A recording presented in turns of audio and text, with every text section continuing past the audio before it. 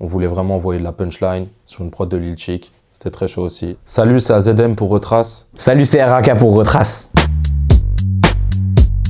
Mourir sur scène avant de pourrir sur terre. Poussé par la passion, je dis que le passé je passe à travers, je tords mes peurs. Ça fait remonter le temps, hein, parce que dernier concert, franchement, c'est le premier morceau qu'on a sorti ensemble. C'était sur un EP que j'avais sorti en 2022, qui s'intitulait Vendredi Noir, qui a donné suite à une petite série d'EP que j'ai continué dans les années d'après. Et j'avais vraiment envie de collaborer avec Mathis sur ce morceau et sur ce projet, parce que voilà, ça faisait quelques mois qu'on échangeait beaucoup par rapport à notre musique à chacun.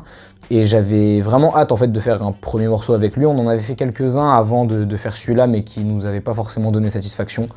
Dernier concert, c'est vraiment le premier où on a été content du rendu et du coup voilà, on l'a mis dans ce projet-là. Bon, aujourd'hui, c'est clair que le regard qu'on porte dessus, c'est un regard en tout cas qui a fait de la route, qui a vécu des choses, et donc forcément on apprécie moins ce morceau aujourd'hui qu'à l'époque, mais quoi qu'il y ait une attache émotionnelle parce que ça reste le premier et c'est des souvenirs de ouf. Quoi, c'est pas simple, pourquoi t'es comme elle, genre pourquoi t'es pas sainte, nique ton ex et ton passif. Alors ça, c'est une histoire assez particulière. J'avais une session de planifier une session studio avec un artiste avec qui je devais faire un morceau, et cet artiste en fait m'a mis un plan le jour même, et j'étais avec Mathis à ce moment-là, et donc on était en train d'écrire, simple du coup, et donc on se rend au studio parce que j'avais quand même ma session à ce moment-là, et on décide d'enregistrer simple. Et on décide même de le sortir dans la foulée. Ça s'est fait très vite, ça a été dans l'euphorie du truc. Et c'est un morceau franchement qu'on a beaucoup aimé faire. Et moi j'aime beaucoup ce morceau parce que c'est vraiment c'est un morceau très spontané et c'est cool. Et après dernier concert, c'était aussi une autre couleur qu'on a amené chacun de notre côté sur ce morceau-là. Donc franchement, moi j'aime toujours bien ce morceau. Et donc ouais, c'est notre deuxième featuring.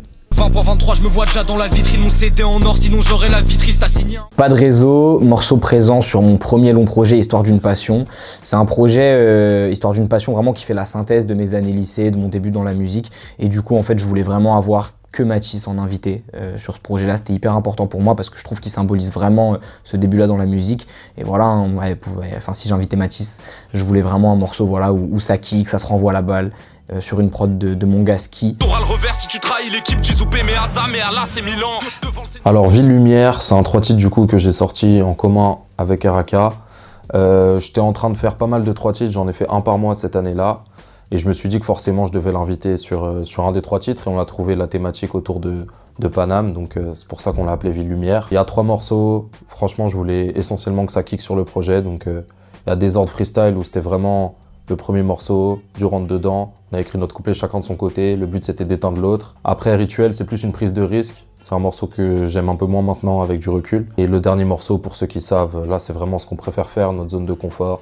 On voulait vraiment envoyer de la punchline sur une prod de Lil Chic. C'était très chaud aussi. Big 2025, bouge la tête sur Run DMC. Pas peur de CMC, Flow Céleste. Le projet commun avec RAK, Tout reste à faire, disponible sur toutes les plateformes. C'est un projet qu'on a vraiment particulièrement aimé faire. On l'a bossé pendant un an. On est parti en séminaire en Roumanie pour écrire les morceaux. Et quand on est rentré directement en studio, etc., ça a été très très long. Beaucoup de travail pour devoir agencer, on va dire, les emplois du temps. Je pense qu'aujourd'hui, on peut être assez fier de ce projet. En tout cas, moi je le suis. On a testé pas mal de choses, on s'est fait plaisir avant tout. Et on espère que les gens qui iront écouter le projet vont réussir à apprécier l'ensemble, ou en tout cas à choisir des morceaux dedans qu'ils aiment bien. C'était AZM pour Retrace, le projet Tout reste à faire en commun avec RAK, disponible sur toutes les plateformes.